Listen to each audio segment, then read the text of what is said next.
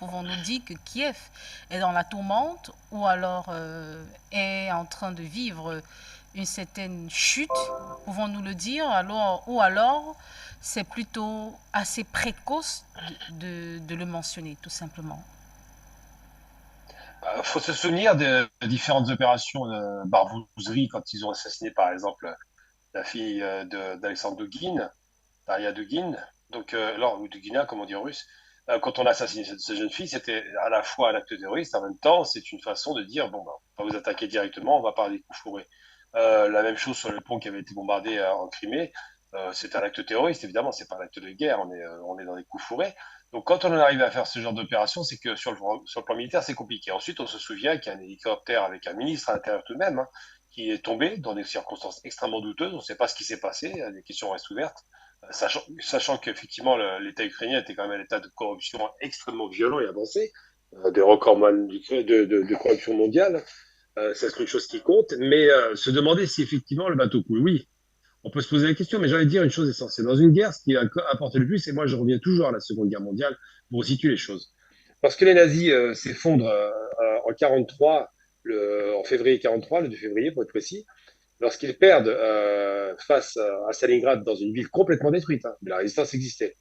Ils perdent pourquoi? Parce qu'effectivement, en termes logistiques, il était impossible d'assurer une logistique sur une distance aussi longue. Les Allemands ne pouvaient pas y arriver, en dépit des mensonges d'Hermann Göring, qui était le chef de la Luftwaffe. Il avait garanti que l'aviation nazie pouvait alimenter cette armée de plus de 200 000 hommes, et même 300 000 hommes à un moment donné au fort de la guerre. Eh bien, cette armée s'est réduite en peau de chagrin. Ils se sont rendus. Il y a eu 95 000 hommes qui ont été faits prisonniers. Pourquoi ils se sont rendus? Parce qu'ils étaient en train de mourir tout simplement d'incapacité à pouvoir se nourrir, à pouvoir faire face au minimum syndical de survie et à être alimentés en armes. Donc il y avait quasiment plus de munitions, pratiquement plus d'armes, pratiquement plus de nourriture, dans des conditions climatiques extrêmement sévères. Bon, plus aujourd'hui, hein, c'est moins grave aujourd'hui, mais tout de même. Et donc ça, c'est une des raisons qui a détruit l'armée nazie. On était en hiver, évidemment. Et là, la question ukrainienne se pose avec moins d'acuité, évidemment. La logistique est plus facile à assurer. Mais quand vous tenez le ciel, à l'époque, c'était pas pareil. Le ciel n'était pas tenu si facilement. Quand vous tenez le ciel, quand l'aviation russe tient tout le territoire par l'aérien, ils ont déjà un avantage stratégique qui est quand même assez extraordinaire. Ensuite, vous allez sur le territoire, sur le terrain même. Je le répète tout le temps, les Russes jouent à domicile. Je veux dire, les territoires qu'ils disent avoir libérés, alors libérés du point de vue russe, évidemment, puisque c'est des russophones, eh bien, ces territoires-là sont quand même très favorables aux Russes. On n'est pas dans, il n'y a pas de guérilla, il ne se passe rien, il n'y a pas d'attentat derrière, il n'y a pas de ce qu'on appelait à l'époque les partisans, ça n'existe pas, il n'y a pas de résistance favorable aux Ukrainiens. Donc les territoires qui ont été conquis par les Russes restent russes.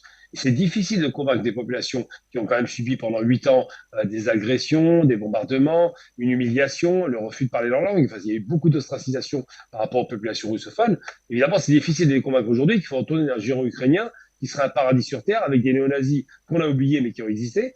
Tout ça, c'est des choses qui doivent être mises en avant. C'est en cela que je dis, est-ce que Kiev a perdu? Oui, Kiev a perdu. Oui, les Arabes ont quitté le navire, on le sait très bien. Oui, ça va durer un certain temps, mais il n'en demeure pas moins que la logistique russe est totale et absolue. La logistique ukrainienne est compliquée et l'approvisionnement d'armement un peu plus sérieux aujourd'hui est négocié au cas par cas. Les pays donnent très peu, ou voire pas du tout. En Allemagne, il y a eu un vrai cas de conscience. Vous vous rendez compte qu'ils vont envoyer des Panzers, parce que Panzer, ça veut dire char en allemand. Ils vont envoyer des Panzers Léopard en Ukraine. Vous vous rendez compte la symbolique pour les Russes? Je veux dire, qu'on le veuille ou non, c'est le peuple qui a perdu 26 millions d'âmes face aux nazis durant 4 ans de barbarie, mais ça passe pas du tout. Et c'est un député allemand qui a dénoncé cela, qui a dit on ne peut pas faire ça. Il était vieux d'ailleurs, c'est un député qui a quand même le sens de l'histoire. Il a dit vous vous rendez pas compte ce que ça représente sur un plan idéologique pour les Russes d'envoyer les chars allemands. Je veux dire déjà qu'il y a des néo-nazis sur place qui étaient revendiqués. Si vous envoyez en plus un soutien logistique allemand, bref, tout ça pour vous dire que c'est vrai que ça fait le lit des Américains, ça les arrange, ils aiment bien ce genre de conflit lointain. Ça a toujours été comme ça d'ailleurs. Quand ils étaient en probé en Afghanistan, bizarrement, ça les intéressait moins.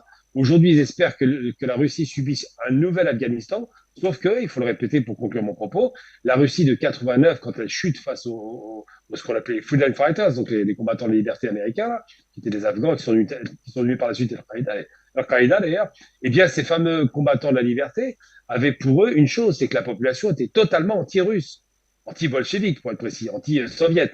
Donc là, c'est facile de pouvoir aider une population à se battre contre des gens qui sont perçus comme des ennemis extérieurs. Mais aujourd'hui, c'est pas le cas. Aujourd'hui, vous avez une population qui est favorable aux Russes. C'est très compliqué, c'est très partagé ce discours. Donc c'est vrai que, et surtout la Russie de 89 était en fin de course, elle était quasiment finie sur le plan économique, sur le plan idéologique, c'était le naufrage. C'était que de la violence, finalement, il restait plus que l'aspect violence et l'aspect du dictature absolue du pouvoir central.